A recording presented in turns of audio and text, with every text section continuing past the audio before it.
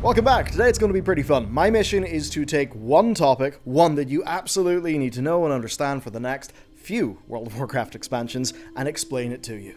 That topic is Azeroth. Now, we know that Azeroth is a world soul. That's very clear. So clear that Blizzard are hanging 3 entire expansions off it. But is she a Titan? That's the big question. We were told at once yes, but honestly, the way this whole saga is shaping up, it just doesn't make sense anymore. There are too many hints. Not only that, but we have spent the last 3 expansions unpicking the idea that Azeroth is a Titan world soul. Emphasis on the Titan. So how did that happen? How did we get there? Today, I'm going to hit that beat by beat so that you know exactly what is going on as we move into these expansions and where it might take Warcraft. All thanks to the bunch who are stepping up when Google doesn't, today's sponsor. HelloFresh. Now here's the deal. I've been a customer of theirs since 2019 personally, and the reason is simple. I eat better, I eat tastier, I stress less, I have less shopping to do, way less food waste, I save money, and today I've got a neat deal for you. Free appetizers for life. Sounds pretty crazy. If you hit up HelloFresh.com and you use code BellularApps, you will get a free appetizer per box while your subscription is active, just for the whole duration. Now, your box will contain meals you have selected from the weekly menu of over 45 options. For me, I go for the quick meals like this delicious chipotle core and black bean soup, which was lovely. The quick meals are often one pot or one pan, which is great. I'm usually able to do a lot of cleaning as well while I'm cooking. It's faster than ordering food in, it's cheaper than ordering food in, and it simplifies my life. I save time shopping for groceries, and that cuts out some cognitive load, and it helps me stay on top of things. I value that amazingly. And when I'm on top of things, I'm able to make more videos for you. And then there's another really big thing. I just have a far more varied diet, which, you know, micronutrients and all the different things. It's good to eat a varied diet. That helps a lot. So I'm constantly eating new things. I'm cooking. The cost-benefit analysis of HelloFresh is an absolute no-brainer, as is free appetizers for life if you go to HelloFresh.com and you use code BellularApps for, yes, a free appetizer in each box for life while your subscription is active. That is code BellularApps at HelloFresh.com for free appetizers for life. The myth, the lie. Okay, the Titans and the Ordering of Azeroth. We all know about it. It's the origin myth of Warcraft. A race of benevolent gods came across our planet. They found it this old god-infested wreck. So what do? Well, they clean it up. But sadly, they can't kill the old gods. It does too much damage. They're in too deep. So they imprison them underground. Then the Titans just left to find the next planet to order. Azeroth was just another planet. But there was something powerful at work. Her blood was arcane. We noticed the likes of the Well of Eternity in the Lord, that was arcane. The ley lines underneath places like Karazhan. Azeroth was brimming with arcane. And as the early days of World of Warcraft rolled on, we started to do things the Titans kind of couldn't. Like Ahn'Qiraj defeating Cthulhu. Then in Northrend we found Titan complexes boring through our planet like Swiss cheese. In Ulduar we downed another old god, this time Yogg-Saron. And when we did, he called Azeroth a miserable little seedling. A seedling? So the idea that she would maybe grow into something was very much pressed onto us even back when we fought Yogg-Saron. But of course, you and I know that Ulduar goes deeper, because we find Algalon the Observer. He's ready to wipe Azeroth clean of all life, because he considers it corrupted. And he'd already done it to countless worlds and civilizations. We just felt tiny compared to what was out there. Azeroth felt like a speck of dust in a big, wide, crazy fantasy. But then we started to wonder, well, is Azeroth special? What's going on? I mean, the Old God endgame, as far as we knew back in the day, was to corrupt Azeroth into some sort of void creature that we didn't really understand. But still, there was power there that could be corrupted. What was actually going on? This is the kind of question that bubbled up in people's heads around the time of the Cataclysm. And that of course makes sense. Before Deathwing broke out, there was elemental upheaval, and to try and work out what was going on, Magni struck in the idea of talking to the planet. And of course, as you will have learned in our video on Magni, his plan technically worked, but he was a static diamond, so we had no idea. But then, in Twilight of the Aspects, Thrall takes on the position of Earth Warder, and when he does, he sees Magni's spirit in the deep places, and he sees it talking to something, to someone. And he didn't know it, because it was in a book. But yes, during Cataclysm, long before they confirmed that Azeroth actually had a personality, it was heavily implied that someone, not something, lived at the heart of the world as Thrall saw Magni speaking with it. Everything, though, locked into place in Mists of Pandaria, when Rathian consumed the heart of Lei Shen. The Thunder King had once done the same, consuming the heart of Ra-Den, a Titan Keeper who actually housed within him a fraction of Aman'thul's soul. And when Rathian did that, Aman'thul spoke through him, and we heard, "We have fallen, we must rebuild the final Titan." The final Titan. That was the confirmation, right? That something, maybe Azeroth, was the final Titan. And multiple expansions later, at the climax of the Antaurus raid, Aman'thul himself told us, "Return home, children of Azeroth, protect the final Titan." And as per that era of the lore, one day Azeroth would wake up and join the Titan pantheon, bringing about ultimate order to the universe. And of course, right now, the most important point is that the final expansion of the Worldsoul Saga is called The Last Titan. What the hell does that mean? For Aman'thul, Azeroth is still a Titan in waiting, but what's now clear is that World Souls aren't just Titans. The last 3 expansions have been telling us that without exactly just going outright and saying it. So, let me walk you through the whole thing. Magni woke during Legion. He brought Khadgar and Bran Bronzebeard to Ulduar and told them that Azeroth was a Titan World Soul and that she needed help. Back then, we were all, of course, Team Titan, and we had no real reason to question it, other than, of course, probably being a little bit worried that their henchman Algalon was fairly ready to just wipe us off the face of the planet a few years ago. But still, some seeds of doubt were sown around that time.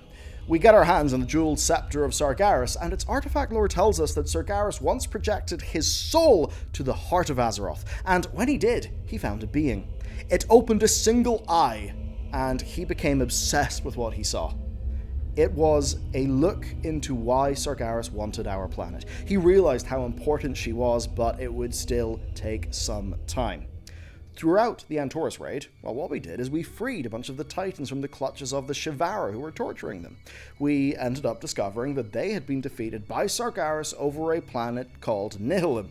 But before that final battle, Aman'thul, their leader, had pleaded with Sargeras, telling him that they had found something that would actually solve all of their problems. Because, of course, at the time, the Titans were really worried about all this Void stuff and all these spooky demons. Sargeras was worried about the Void and the spooky demons as well. The problem is, basically, Sargeras got really doomer about it and somewhat overcorrected. His plan was, we gotta wipe everything out, that's the only way.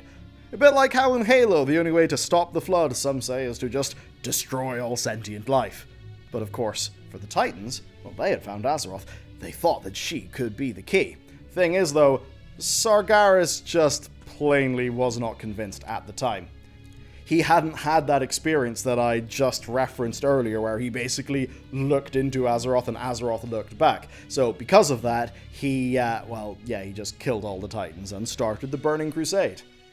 Now, when he did, one of them, Norgannon, who was one of the big brains of the Titans, he basically had a little backup plan that saved a sliver of their souls, and those slivers just wandered their way to the Keepers on Azeroth. And that is why Aman'thul had a little bit of his soul in Ra-Den, which is why when Rathian consumed the heart of Lei Shen, who had in turn consumed the heart of Ra-Den, all of that Aman'thul juice ended up in Rathian. The point, though, here is that Aman'thul and Sargeras, both leaders of their kind and beings of the same kind, they both realized something about Azeroth that we didn't at the time. Now, the other big reveal was Argus, this guy, another world soul, but one who was pumped full of fell magic and basically used as a big battery to allow Legion forces to regenerate faster. Now, we actually get a first-person view of what it's like to be a world soul, like Argus, in an audiobook Blizzard released called 1,000 Years of War. In it, through just massive geological time, Argus would blink, and each time he would look out onto his planet, and thousands of years had passed, life had flourished, but then the Legion came and began juicing him full of fell energy, creating a slowly more fell aspect of Worldsoul. But the thing is, the guys doing that, the Dreadlords, as a part of the Jailers 4D chess, were also pumping Argus full of death magic, making his Worldsoul actually aspected to death, so that when we killed Argus, his soul went to, not the realm of where a Titan would go, but to the realm of death.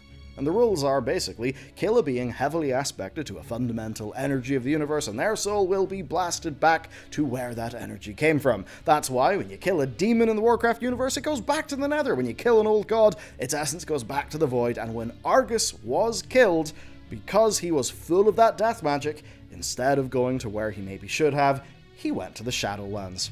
Of course, he went to the Shadowlands, straight to the Arbiter, which was not able to deal with him. And that's why the Arbiter blue screened. But I've got amazing news. You see all that Shadowlands stuff? The only bit that's relevant going forward is that you can jam a World Soul full of magic, like death, and fundamentally change it. None of that Shadowlands stuff is going to matter going forward.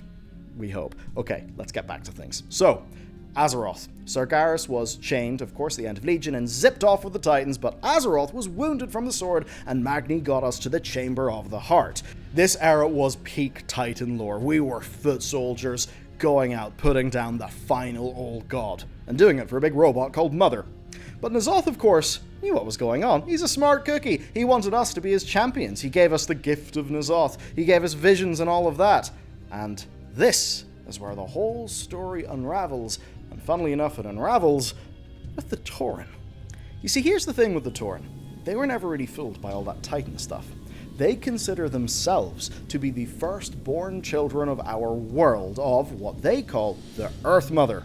Their origin myth, as told from Eyes of the Earth Mother, is eerily similar to what we know happened in Azeroth's past. Essentially, that the old gods came and Azeroth slept. But this story was much older than Titans, and it talked about Azeroth's eyes as great engines of creation, where, of course, Elune and Anshe created to the Shu Hello, which is the sort of ancestral, sort of first Tauren name. Of course, if you were to read the allegory of this cultural story deeper, then Azeroth is a much older being, maybe one more powerful than Titans, more primal, fundamental. Again, think about Argus blinking and the ages of the world passing, or Sargeras beholding a single eye at the center of our world. The eye of the World Soul is its focus of creation, and nothing we've ever heard about the Titans sounds the same. And that is when Blizzard started telling us that Azeroth was different without telling us straight up. We weren't even on the planet, of course. We were off in the Shadowlands, where odd things were going on. We saw this bunch called the Eternal Ones, the Pantheon of Death. They were, for some reason, held up alongside the Titans in terms of power. At the center of the Shadowlands, though, was this strange thing called Zereth Mortis, and really, we could only really understand it through the dense writings of a broker called Farim.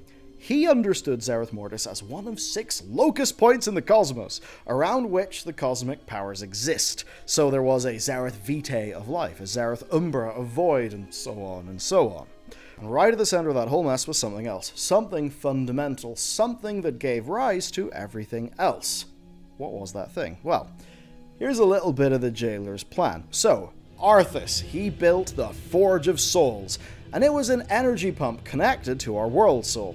When Zovaal unlocked the Sepulchre of the First Ones, he opened a path to that big old mess of cosmic connections and weird things that Farim was talking about. This whole web of 6 with 1 in the center. Woo! Anyway, Zovaal then fired off the Forge of Souls, and it connected his domination magic to our World Soul. It then shot that domination energy to the heart of all of these 6 cosmic forces, the different Zereth installations. And basically his plan was to spread the domination magic throughout the whole system, so he owned it. But instead, well, we defeated him, which is good. Now, what was the key to that connection? Now look, I get it, friends don't tell friends about Shadowlands lore, but the point here is, the big bit in the middle that connected all of these things, the thing that the Jailer had to, pipe directly into was Azeroth's World Soul. Is she the central point that Farim mentioned? It's kind of hard to say. But this lore, right, it did damage to people's faith in Blizzard world building. I think they had neat ideas, but they were introduced in a damaging way, and that meant that the job of WoW's next expansion was to get some of those same ideas across, but in a way that felt grounded in, the setting that we actually like. At the beginning of Dragonflight, we were told that the world was waking up, right? We had all of that shimmery blue stuff in the cinematic. We even went to a place called the Waking Shores. When you think about the expansion, though, much of its point was who gets to be in charge? These powerful beings who represent the Titans, the dragon aspects, or these powerful beings who claim to represent the world itself, the Primal Incarnates, right? That was the whole point. The Primalists saw themselves as the true inheritors of Azeroth, right? They had their version of the mandate of heaven, you know? And, of course, to them, the Titans were foreign invaders who had to be cast out. Then, of course, we spent the rest of the expansion proving that right. It's not saying the Incarnates were good guys. They did a lot of bad things, but they had a few points. Take a look at the Halls of Infusion, infusing the Order magic into the Dragon Eggs. That's a process that very literally is wrote large through all of the Titan machines in Azeroth that are pumping her full of Order magic. Of course, Alexstrasza realizes that the price of ordering Azeroth was sometimes too high, that whenever she said, you know what, Tyr, I think you should take our eggs. I'm gonna let you just take our eggs and, you know, put some stuff in the water and change how they'll turn out. And if moving images of an angry man saying they're putting frickin' chemicals in the water to turn the frickin' frogs gay, if that's appearing in your mind, yeah, that's pretty much what was going on. So Alexstrasza realizes maybe she shouldn't have let them do that. Chromie, of course, learns that the whole one true timeline thing, that in a way that only served the Titan's vision, forcing her to sacrifice what she loved. And of course with the Incarnates, well, one of them is now ruling along with the dragons as the aspect of storms. And of course, while Veranoth completely disavows all of that nasty business that the other ones were up to, she ultimately does actually believe what she believes. And now she's been welcomed into the fold. Of course, at the climax of Amirdrasil, the dragons, having failed to renew their oath to the Titans, well, they found that they had actually owed their oath to someone else, and they were empowered, not by the Titans, but by the Worldsoul. That's actually, I think, a whole point of this expansion. It's just that the cinematic was honestly a little bit cringe, so people didn't take it seriously. But straight up the point is, back in the day, they were so powerful because the Titans gave them that power. When they went to do all the Oathstone stuff, which, let's be real, what does an Oathstone do? Who knows? But they didn't work. And now, they're powerful beings again, but their power has came from the world itself. And that very, very much is an important part of the story as we move forward. Like, think about it, outside of the Titan Keepers themselves, people like Odin, the aspects were the face of the Titans' ordering of Azeroth, right? Now, they kind of work for the Worldsoul. They work for the planet itself. They were empowered by it. Meanwhile, we had lore books popping up, painting Odin as the Titan's police in Azeroth. He handed a sanitized version of Azeroth's history down to the mortal races, literally writing the Titans and the ordering of Azeroth, like that book, you know, written from their perspective, and the whole story at the beginning of this video. That's sort of Odin stuff. And it's basically because of him that we believe the Titans were the most powerful beings in creation and that ordering Azeroth was their natural right. But of course, it doesn't seem that she's a Titan Worldsoul, at least not yet. Because if there was one meta point out of Dragonflight, it was that the Worldsoul is more important than the Titans, and now we are defending it, not Aman'thul's plan for it, which is what we had been defending in the past. And that brings us to defining Azeroth. Azeroth is a Worldsoul, whatever those are. She is very big and powerful, we think, because of Farim's writing. Or perhaps like Argus, you can just pump a Worldsoul full of whatever cosmic flavor you want, and they'll pop out as a god of that type.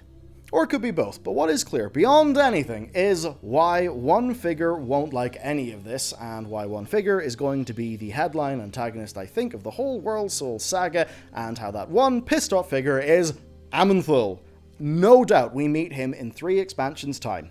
Till then, though, you should watch this video. It's diving into Magni's accidental diamondification, the stuff that happened to him, the rough spot that he finds himself in now, and I think if you found the points in this video to be interesting, I think you'll enjoy what's over there. So, I hope you enjoyed that. Thanks to today's sponsor. If you want to help us out, you can check them out. With that said, I'll see you next time.